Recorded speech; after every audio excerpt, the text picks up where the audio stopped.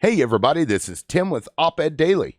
So I'm going to talk about the recent Supreme Court decision to end the census count, and how this hypocrisy just keeps on going and keeps on going, and it's yet another example of government and politicians breaking something and then turning around and saying, "Look, it's broken."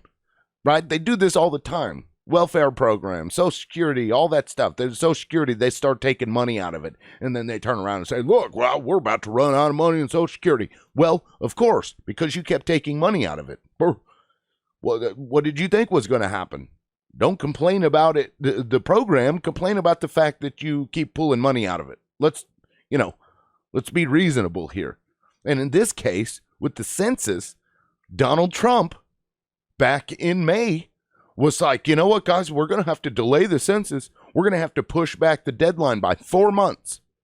4 months," he said, April of 2021, right? Because the deadline is December 31st of 2020, just like it was December 31st of 2010.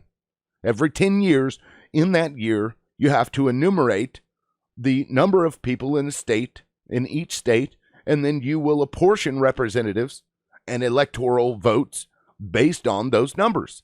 That's what the purpose of the census is. And you also, it deals with federal funding. States get more federal funding if they have more people. And how do you know if they have more people? By the census. That's what it's for. So you need to count everybody. So back in May, Donald Trump is out there saying, "Oh man, this coronavirus, we gotta delay this thing, because I had to shut the doors of the census workers to protect the workers." Right? We had to shut the field offices down for like a month and a half. And we're not going to be able to meet the deadline. And then when it gets down to crunch time, here we are we're coming up on December 31st fast.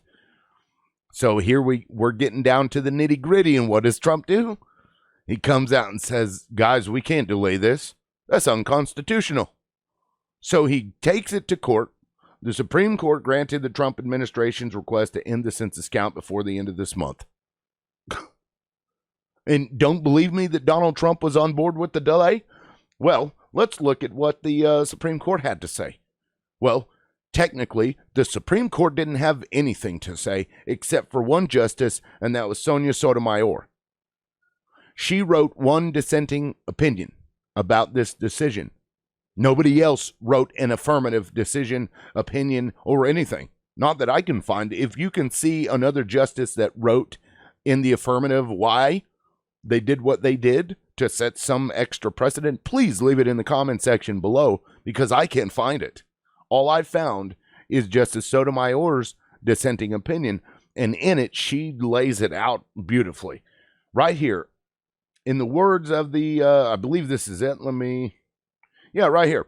Under the Census Act, the Secretary of Commerce must deliver to the President a report conveying the results of the census by December 31st, 2020. The Bureau, however, moved this deadline to April 30th, 2021. President Trump did not initially object, publicly stating that, quote, "I don't know that you even have to ask Congress. This is called an act of God. This is called a situation that has to be." Those are Donald Trump's own words.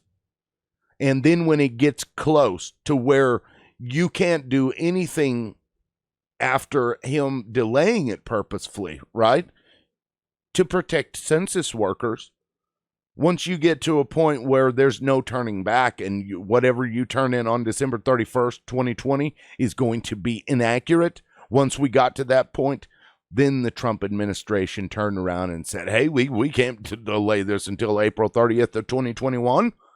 The Constitution says it has to be in by that 10th year."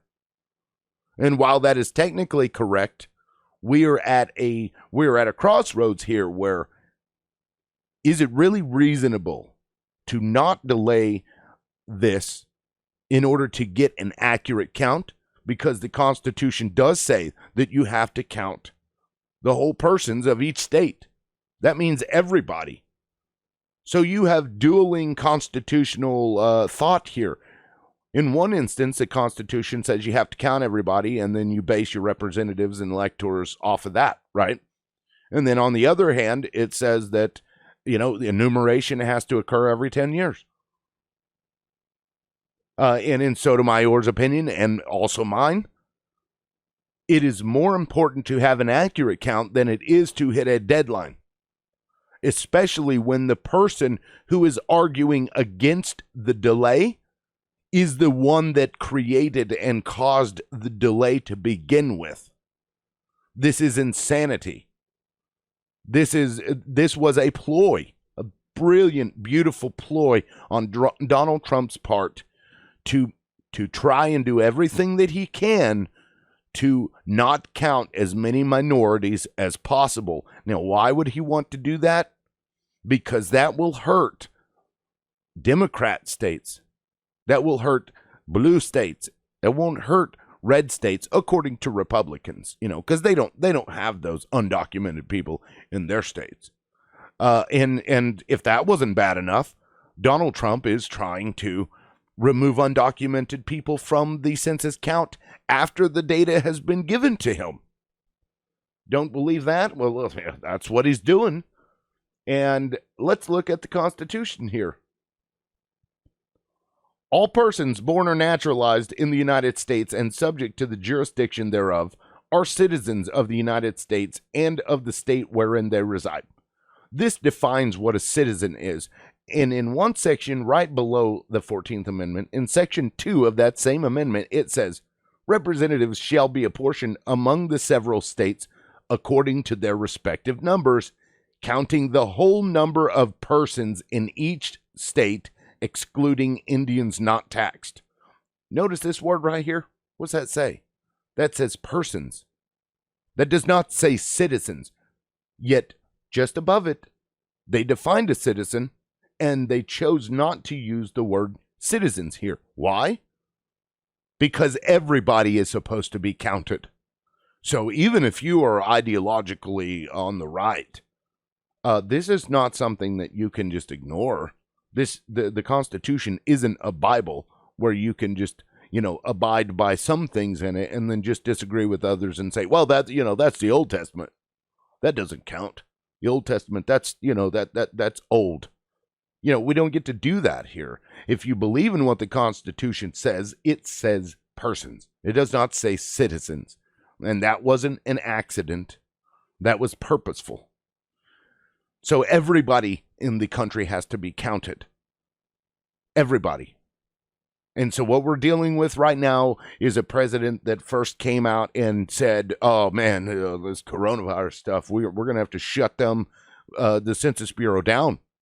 And I need a 4-month delay. I'm going to have to delay this because there's no way we're going to be able to meet the deadline, despite the census, I don't believe, ever being delayed ever before. Even before internet and cars. Even before all that, they were able to get it done in that year. Yet here's President Trump. Oh, we can't do that. And then when it gets down to it, and everybody's like, yeah, we're not done yet, and we're not going to be able to get this done by October 31st to analyze it and have it, sent to the president accurately by December 31st. I mean, this is ridiculous. And nobody's really reporting this discrepancy between what Donald Trump said in May and what Donald Trump is saying now. Nobody's really talking about that.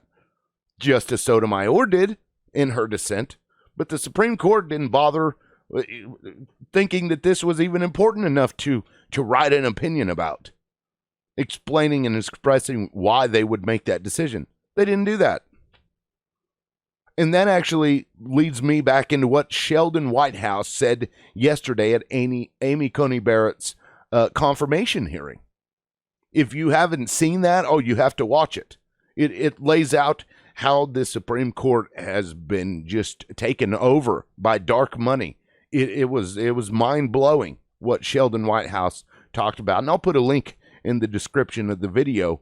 So if you want to go watch that, and I suggest everybody, I don't care if you're right or left or whatever, you need to watch that because it's important.